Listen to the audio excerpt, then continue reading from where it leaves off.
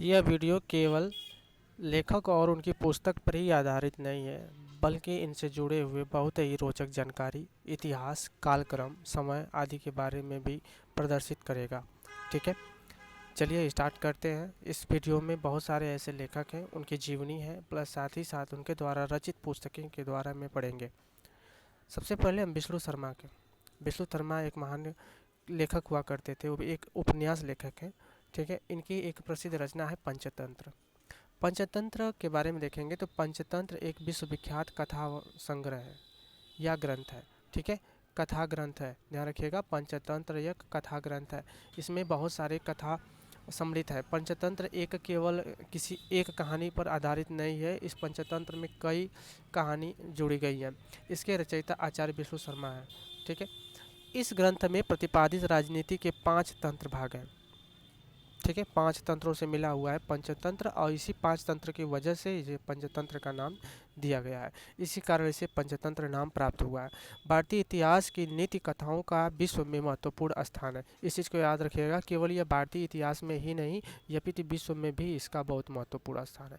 कहे तो पंचतंत्र पूरे विश्व में बहुत ही प्रख्यात और प्रसिद्धि प्राप्त कर चुका है। पंचतंत्र उनमें प्रमुख है।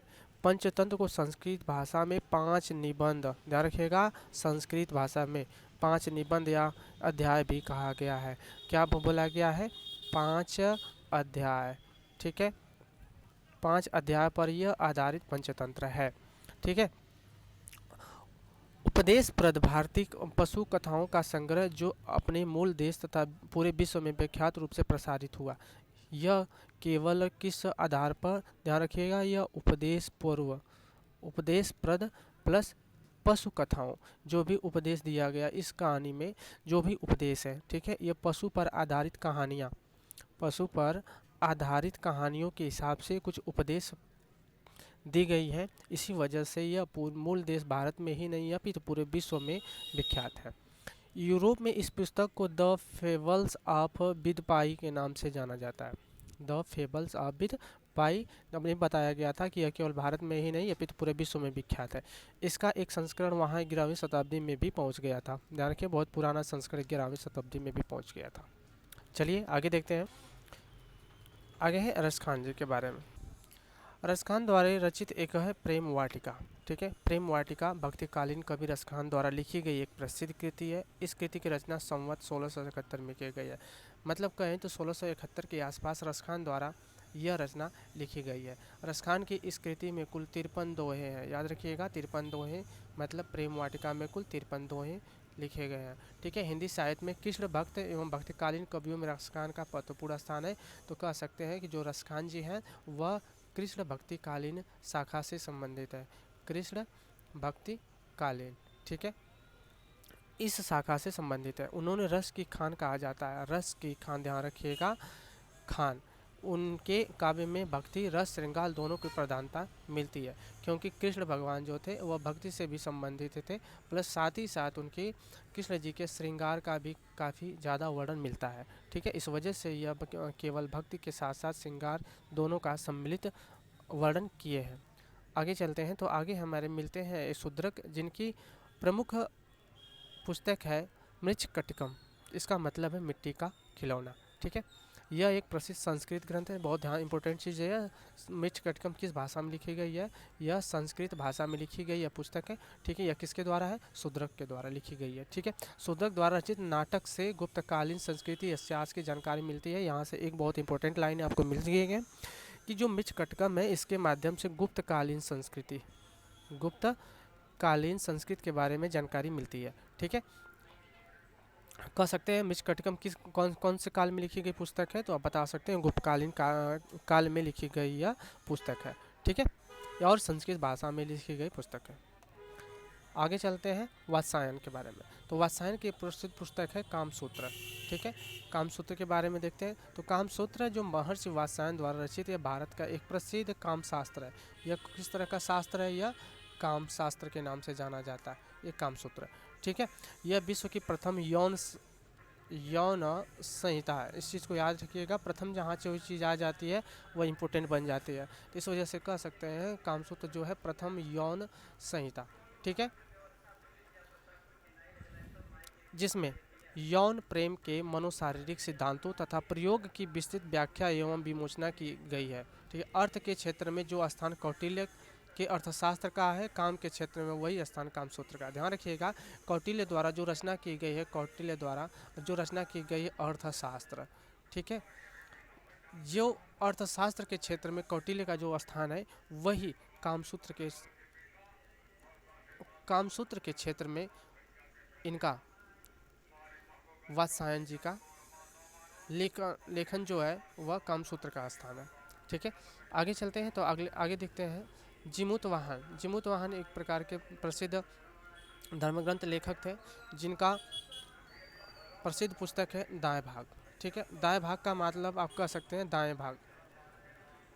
ठीक है, दाएं भाग का मतलब होता है, जैसे होता है पिता का एक प्रसिद्ध दाहिना हाथ उसका बेटा होता है, तो मतलब पिता बेटा से संबंधित ही इस पुस्तक में लिखा गया है। कह सकते हैं जीमूतवाहन कृत एक प्रसिद्ध हिंदू ग्रंथ है। दाएं भाग किसके द्वारा? जीमूत भाग द्वारा, जिसमें मत का प्रचार बंगाल में है। दाएं भाग का शाब्दिक अर्थ है पैतृक धन का विभाग। ठीक है, बाप दादे या संबंधित संपत्तियों के पुत्रों पौत्रों एवं संबंधित में बांटे जाने वाली व्याख्या है। मतलब जो हिस्से बंटवारे की जो बातें होती हैं, ठीक है, इसका वर्णन इस दाएं भाग में है। बपौती या विरासत की मालकियत को वारिसों या हकदारों में बांटने का कायदा कानून इस पुस्तक में लिखा गया है। ठीक है, आगे चलते हैं। दांडी जो प्रसिद्ध पुस्तक है 10 कुमार चरितम। ठीक है, और उनकी एक प्रसिद्ध पुस्तक है अवंती सुंदरी। ठीक, इनके बारे में देखते हैं। 10 कुमार चरित जो है दांडी द्वारा प्रणीत संस्कृत गद्य काव्य है। यहाँ पर कहा गया है कि यह संस्कृत गद्य काव्य है। पहली बात, 10 कुमार चरितम जो है संस्कृत गद्य काव्य है। ठीक है, इसमें 10 कुमारों का चरित्र का वर्णन है। नाम से भी 10 कुमार चरितम, मतलब 10 कुमार मतलब राजाओं के पुत्र का वर्णन है, इस वजह से इसका नाम 10 कुमार चरितम पड़ा। ठीक है, अवंती सुंदरी कथा संस्कृत साहित्य के गद्य काव्य के अंतर्गत एक महत्वपूर्ण कथा प्रबंध है। विद्वानों ने इसे आचार्य दांडी की कृति माना है। ठीक है, आचार्य दांडी द्वारा लिखी गई यह अवंत सुंदरी है। इसकी तीसरी रचना के रूप में इसी प्रबंध को मान्यता दी है।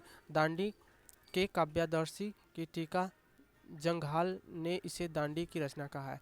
पहली बात तो यह दांडी की तीसरी रचना के रूप में जानी जाती है।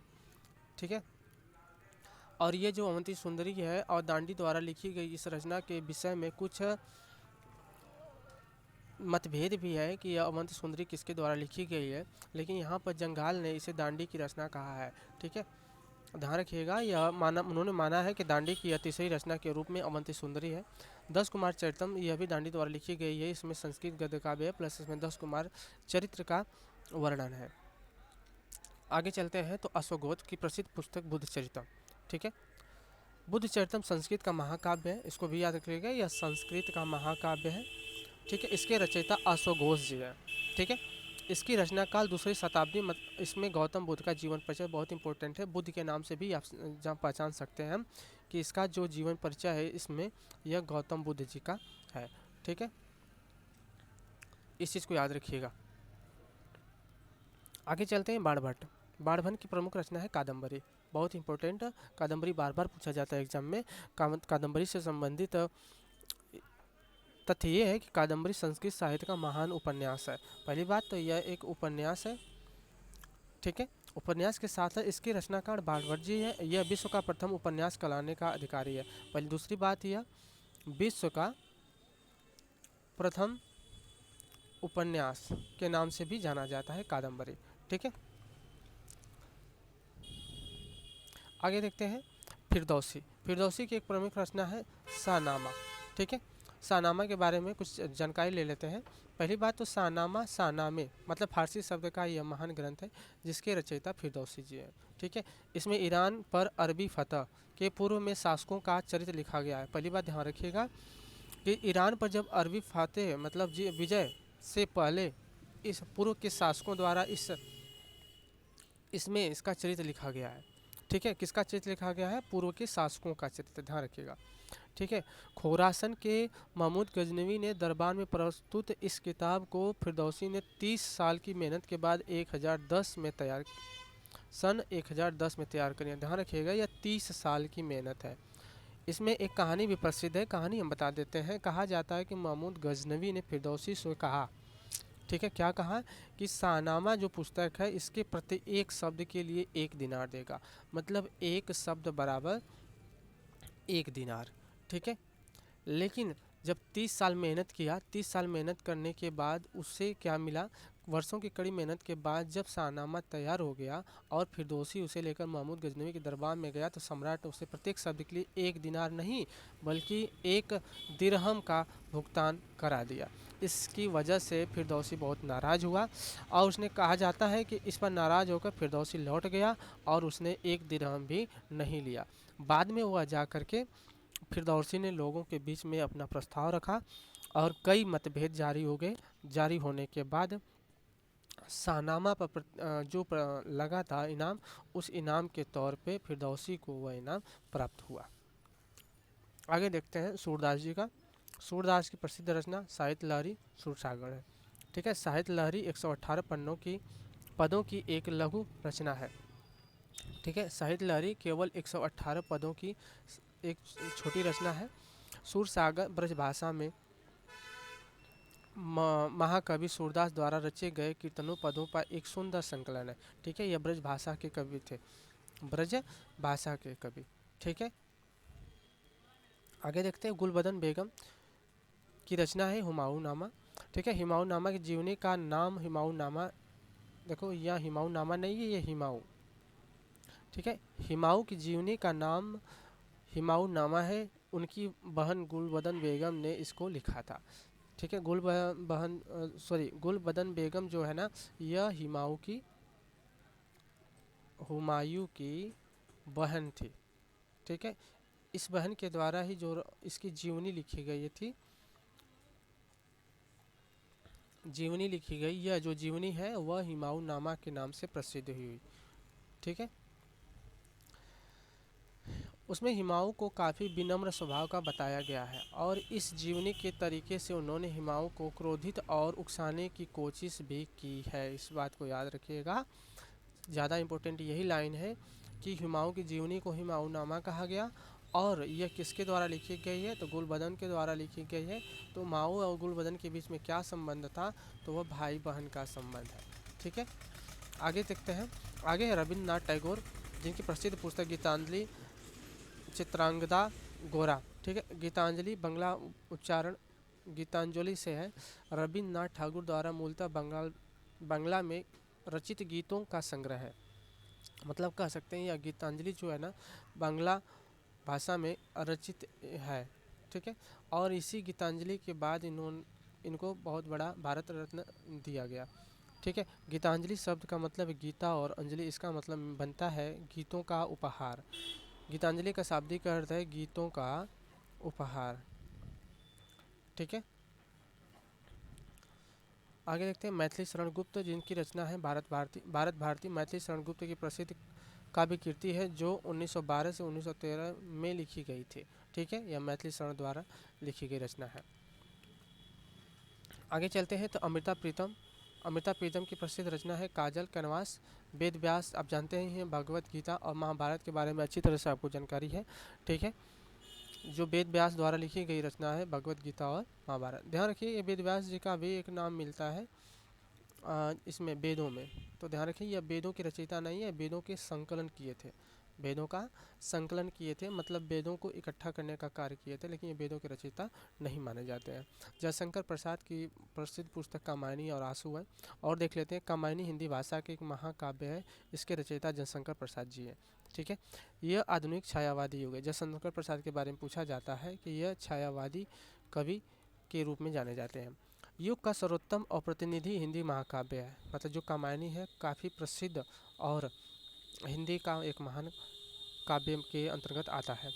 आंसू जयशंकर प्रसाद लिखित, जो आंसू है यह भी जयशंकर प्रसाद द्वारा लिखित एक गीतात्मक काव्य है। ठीक है, इनके द्वारा चित्रधारा, कामायनी, आंसू, लहर, झरना, एक घूंट, विशाख, अजात शत्रु, आकाशदीप, आंधी, ध्रुवस्वामिनी, तितली और कंकाल प्रसिद्ध पुस्तक है।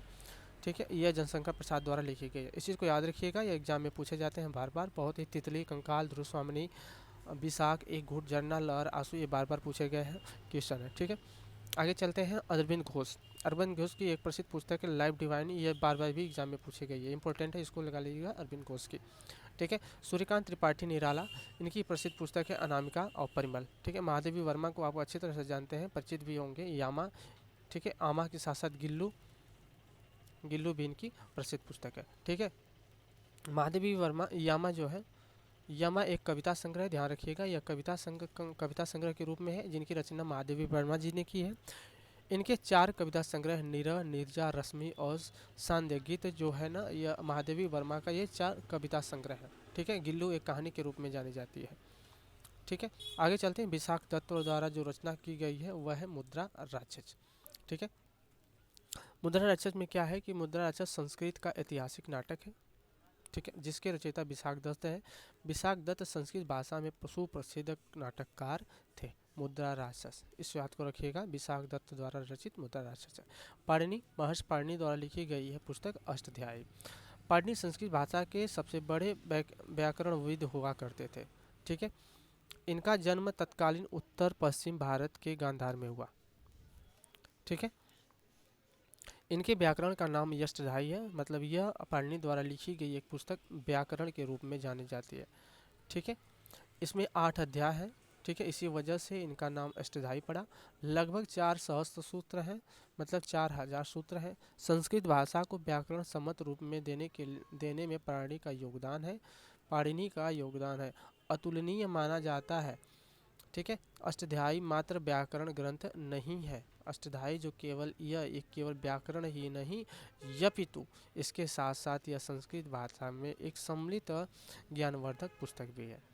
ठीक है, आगे चलते हैं। कल्हड़। कल्हड़ की प्रसिद्ध पुस्तक राजतरंगिणी है। ठीक है, कल्हड़ कश्मीरी इतिहास के विख्यात ग्रंथ राजतरंगिणी की रचयिता है। पूछा जाता है कि राजतरंगिणी में किसका इतिहास है, तो उसमें जम्मू कश्मीर, मतलब कश्मीर का इतिहास है। आई बात समझ में, कश्मीर का इतिहास इस राजतरंगिणी में लिखा गया है। राजतरंगिणी कल्हड़ द्वारा रचित एक संस्कृत ग्रंथ है, संस्कृत भाषा में लिखी गई कश्मीर का इतिहास है।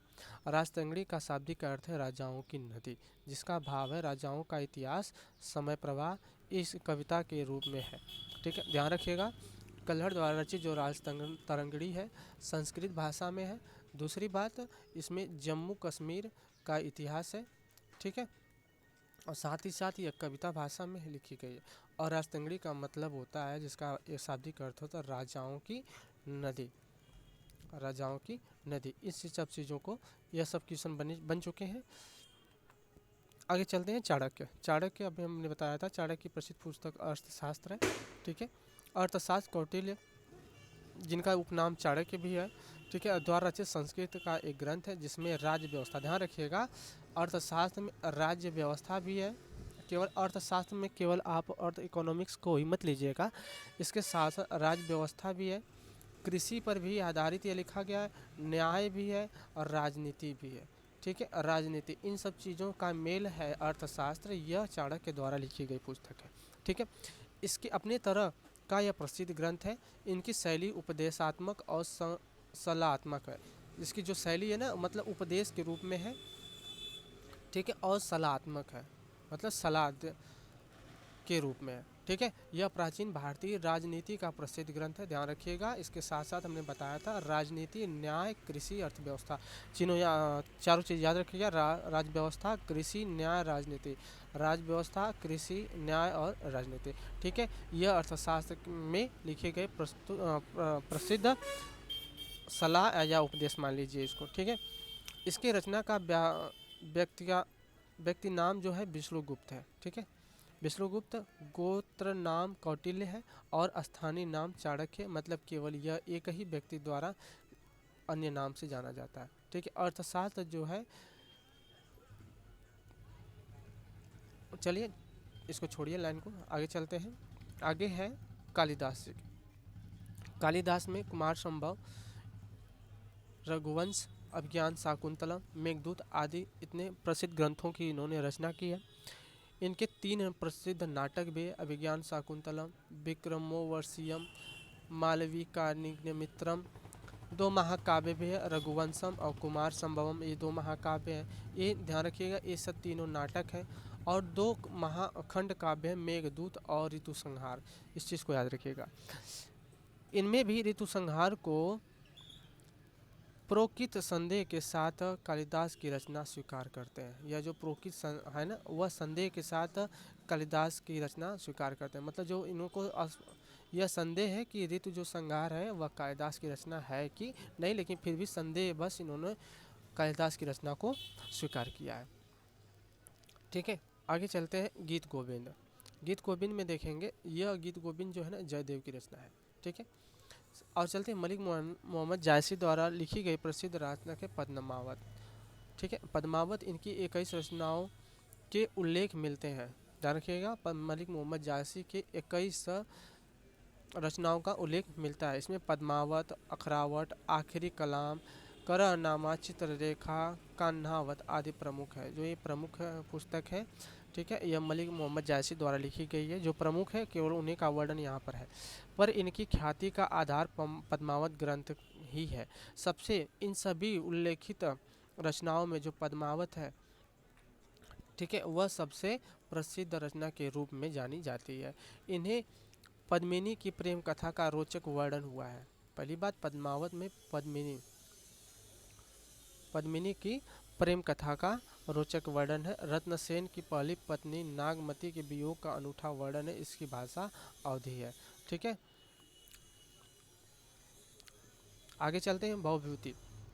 भवभूति जो है मालती माधव और रुतर रामचरित, ठीक है, यह उनकी प्रमुख रचना है। भवभूति संस्कृत के महान कवि एवं सर्वश्रेष्ठ नाटक थे। ठीक है, पहली बात तो ये कौन से, यह महान कवि भी थे और प्लस नाटककार भी थे। उनके नाटक कालिदास के नाटकों के समतुल्य माने जाते हैं। इम्पोर्टेंट है, यहाँ तुलनात्मक भी ये चीज़ है। मतलब भवभूति जो है यह कालिदास के समतुल्य भी माने जाते हैं। ठीक है, 3 प्रसिद्ध नाटक है इनका, महावीर चरितम, उत्तर रामचरितम और मालती माधव। ठीक है, इस चीज़ को याद रखिएगा। अबुल फजल, आईने अकबरी और अकबरनामा इनकी प्रसिद्ध पुस्तक है। ठीक है, चलते हैं। अकबरनामा का शाब्दिक अर्थ है अकबर की कहानी। मतलब अकबरनामा में अकबर की प्रसिद्ध कहानी लिखी गई है। ठीक है, मतलब अकबर की जीवनी के बारे में लिखा गया है। आईने ए अकबरी, यह अकबर की जीवनी है। अभी बस में इसको आईने अकबरी भी कहते हैं। मतलब अकबर की जीवनी को आईने ए अकबरी के नाम से जाना जाता है। इसके रचनाकार अबू फजल थे, जो कि अकबर के 9 रत्नों में से एक थे। याद रखिएगा, 9 रत्नों में से एक कौन थे, अकबर के 9 रत्नों में से एक अबुल फजल का भी नाम है। ठीक है, कालिदास। कालिदास की जो प्रसिद्ध रचना है साखी, शबद, रामायणी और बीजक, ये उनकी प्रसिद्ध प्रमुख रचनाकार हैं। ठीक है, कालिदास कबीर जो 15वीं सदी के भारतीय रहस्यवादी कवि के संत थे। ठीक है, कबीरदास जी हिंदी साहित्य के भक्तिकालीन की निगुड़ शाखा, ध्यान रखिएगा, या निगुड़ शाखा के थे। ठीक है, निगुड़ और सगुड़ 2 तरह की शाखाएं होती हैं। सगुड़ और निर्गुण, यह 2 भक्ति शाखाएं होती हैं। ठीक है, ये निर्गुण भक्ति शाखा से संबंधित है। अब उनकी रचना देख लेते हैं। रचना में रामायणी, शबद, साखी है। उनका रामायणी का मतलब रामायण, शबद का मतलब शब्द और साखी का मतलब साक्षी। ठीक है, प्रमुख छंद चौपाई दोहा है। इसमें गे पद है। साखी साक्षी जिससे संबंधित है दोहा है। ठीक है, भाषा ब्रज भाषा इसमें वाले में, और साखी वाले में राजस्थानी भाषा का प्रयोग हुआ है। अगला पॉइंट है अबुल फजल। ठीक है, अभी बताए हैं। अलबरूनी के बारे में देखेंगे। ठीक है, अल बरूनी किताब उल हिंद, यह अलबरूनी की प्रसिद्ध पुस्तक है। साथ ही साथ इसके बाद यह अलबरूनी जो किताब उल हिंद के साथ साथ इसने कई और पुस्तकें लिखी हैं। ठीक है, अलबरूनी के बारे में जानकारी लेते हैं कि यह एक फारसी विद्वान लेखक था। ठीक है, यह धर्मज्ञ भी था। मतलब एक देश से दूसरे देश के बीच यात्रा वृत्तांत का भी वर्णन करता है। इसकी जो रचनाएं हैं खासकर अरबी भाषा में है। ठीक है। अपनी मातृभाषा फारसी के अलावा 3 भाषाओं का भी ज्ञान था, सीरिया, संस्कृत और यूनानी। मतलब उसकी अरबी भाषा के साथ साथ वह सीरियाई भाषा, संस्कृत की भाषा और यूनानी भाषाओं का भी ज्ञान रखता था। वो भारत और श्रीलंका की यात्रा पर 1017 से लेकर के 1020 के मध्य आया था। और किसके साथ आया था? महमूद गजनवी के साथ वह भारत पर आया था। ठीक है। और भारत पर कई बार आक्रमण भी किए। यह जो अलबरूनी है भारत पर कई बार आक्रमण किए कि कई अभियानों में वो सुल्तान के साथ था। ठीक है। आक्रमण जब हुआ था महमूद गजनवी द्वारा भारत पर, तो उस समय वह उसके साथ था अलबरूनी। ठीक है। उसी अलबरूनी ने यह किताब लिखी थी, किताबुल हिंद। ठीक है। अलबरूनी को भारतीय इतिहास का पहला जानकार कहा जाता था। भारतीय इतिहास का प्रथम जानकार किसे माना जाता है? जहाँ प्रथम आ जाए वहाँ पर यह इम्पोर्टेंट हो जाता है। ठीक है। प्रारंभ में अलबरूनी ख्वाजिरम के ममूनी शासक का मंत्री था, क्योंकि वह शासक उसकी विद्वता से प्रभावित था। यह काफ़ी एक विद्वान शासक भी था, दार्शनिक भी था। ठीक है। साहित्यकार भी था, कई भाषाओं को जानकार भी था। यह महमूद गजनवी के साथ भारत आया था। ठीक है। और उसने किताब उल हिंद में हिंदुस्तान के बारे में वर्णन किया है। ठीक है। अलबरूनी ने किताब उल हिंद की रचना की। अरबी में वर्णित यह पुस्तक एक विस्तृत ग्रंथ है। ठीक है। चलिए आगे देख लेते हैं। प्रेमचंद। प्रेमचंद की प्रसिद्ध पुस्तक गोदान, गबन, कर्मभूमि, रंगभूमि आदि के नाम से प्रसिद्ध है। ठीक है। इसके साथ साथ उन्होंने सेवा सदन, प्रेमाश्रय, रंगभूमि, निर्मला, गबन, कर्मभूमि, गोदान आदि लगभग 1.5 दर्जन उपन्यास लिखे थे। ये सब उपन्यास है कफन, फूस की रात, पंच परमेश्वर, बड़े घर की बेटी, बूढ़ी काकी, दो बैलों की कथा आदि 300 से अधिक कहानियाँ लिखी। और इनकी कहानियाँ खासकर ग्रामीण क्षेत्रों से जुड़ी हुई थी। ठीक है। ग्रामीण क्षेत्रों से जुड़ी हुई थी और इतना यह मार्मिक वर्णन करते थे। और इन्हीं की वजह से इनकी जो ये सब छोटी कहानियाँ जो है ना काफ़ी चर्चित है। ठीक है। उनमें से और आपको बताया कि लगभग 300 से अधिक कहानियाँ इन्होंने लिखी। उनमें से अधिकांश हिंदी तथा उर्दू दोनों भाषाओं को में प्रकाशित हुई। ठीक है। यह प्रेमचंद एक ग्रामीण क्षेत्र में निवास, एक गरीबी और काफ़ी मार्मिक वर्णन करने वाले कवि थे। ठीक है। सरोजनी नायडू के बारे में ब्रोकन विंग्स और गोल्डन थ्रेशोल्ड, यह इंपॉर्टेंट है, इसको याद कर लीजिएगा। सरोजनी नायडू की प्रसिद्ध पुस्तक ब्रोकन विंग्स और गोल्डन थ्रेशोल्ड। ठीक है। सुमित्रा नंद पंथ के बारे में देखते हैं। पल्लव और चिदम्बरा इनकी प्रसिद्ध और पुस्तक है। ठीक है। सुमित्रा नंद पंथ की कुछ अन्य काव्य कृतियाँ हैं। ग्रंथि, गुंजन, ग्राम्या, युगांत, स्वर्ण किरण, स्वर्णधूलि, कला और बूढ़ा चांद, योगात्मक, चिदम्बरा, सत्यकाम आदि उनके जीवन में प्रसिद्ध लगभग 28 पुस्तकें प्रकाशित हुए। ठीक है। हाँ, रामधारी सिंह दिनकर के बारे में देख लेते हैं। तो कुरुक्षेत्र और उर्वशी इनकी प्रसिद्ध पुस्तक है। रेणुका, हुंकार, रसवांती, भद्रगीत, सामधेनु, कुरुक्षेत्र, रसमरथी, उर्वशी, परशुराम की प्रतीक्षा, नीम के पत्ते, नील कुसुम, चक्रवात, बापू, इतिहास के आंसू, सीपी, शंख, नए स्वभावती, आत्मा की आंखें, हारे को हरि नाम आदि इनकी भी रचनाएं हैं। ठीक है। मोरारजी देसाई की प्रसिद्ध पुस्तक है नेचर की ओर। ठीक है। नेचर की ओर। ठीक है। यही भी इम्पोर्टेंट है। ठीक है। और है चल देवकीनंद खत्री, यह भी चंद्रकांता बहुत प्रसिद्ध पुस्तक है, देवकीनंद खत्री द्वारा लिखी गई है। ठीक है। हिंदी के प्रथम तिलस्मी लेखक थे। मतलब इस चंद्रकांता में तिलस्मी कहानियों का संग्रह है। ठीक है। उन्होंने चंद्रकांता, चंद्रकांता संहिता, काजर की कोठरी, नरेंद्र मोहिनी, कुसुम कुमारी, वीरेंद्र वीर, गुप्त गोदान, कटोरा भर, भूतनाथ आदि जैसे इसने तिलस्मी कहानियों को लिखा। ठीक है। शरद चंद्र चट्टोपाध्याय की प्रसिद्ध पुस्तक देवदास और चैत्रहीन है। ठीक है। इन्होंने अनेक उपन्यास लिखे जिनमें पंडित मोचा, वैकुंठेर बिल, मेज दीदी, दर्पण चूड़, श्रीकांत, अचरणप्रिय, निष्कृत्य, माम, लार फल, गृहदय, शेष प्रश्न, दत्ता, देवदास, ब्राह्मणी की लड़की, विप्रदास, देना पावना आदि प्रमुख है। ठीक है। यह बंगाल के क्रांतिकारी आंदोलन से लेकर के पंथेर दावी उपन्यास भी लिखा है। ठीक है दोस्तों, यह थी हमारे द्वारा संग्रह की हुई कुछ कवि और लेखक और उनके द्वारा कुछ महत्वपूर्ण पुस्तक, साथ ही साथ उनके इतिहास के बारे में हमने देखा। ठीक है। अगर हमारा यह अच्छा लगा हो तो हमारे चैनल को सब्सक्राइब करिए, लाइक करिए। ठीक है।